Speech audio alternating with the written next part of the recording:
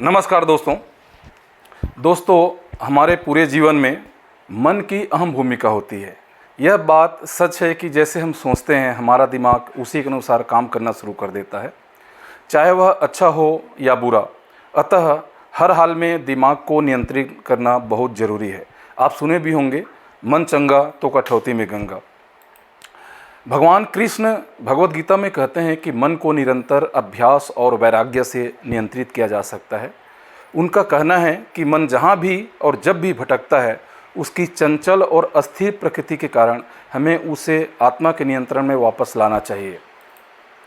मन को नियंत्रित करना एक चुनौतीपूर्ण कार्य हो सकता है, लेकिन कुछ तकनीकों और अभ्यासों के माध्यम से इसे संभव बनाया जा सकता है।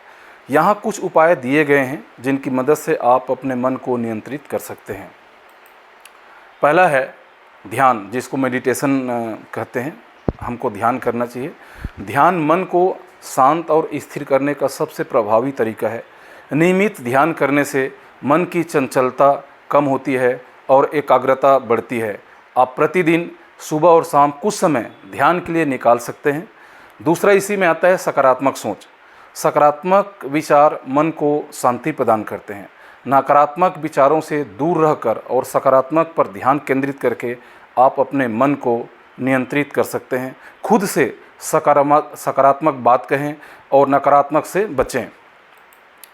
तीसरा है आसन और प्राणायाम।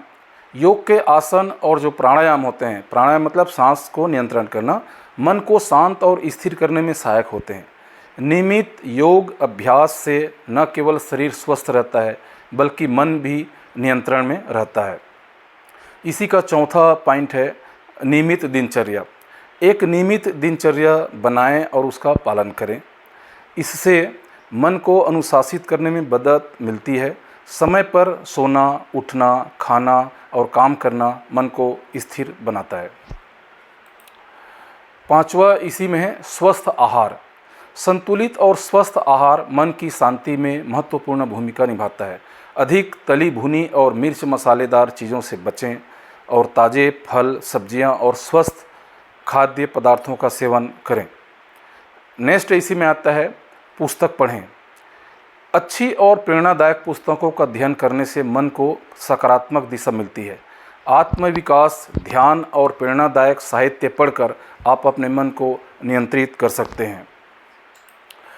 नेक्स्ट इसी में है संगति का ध्यान रखें। आपके आसपास के लोग और उनका प्रभाव आपके मन पर पड़ता है।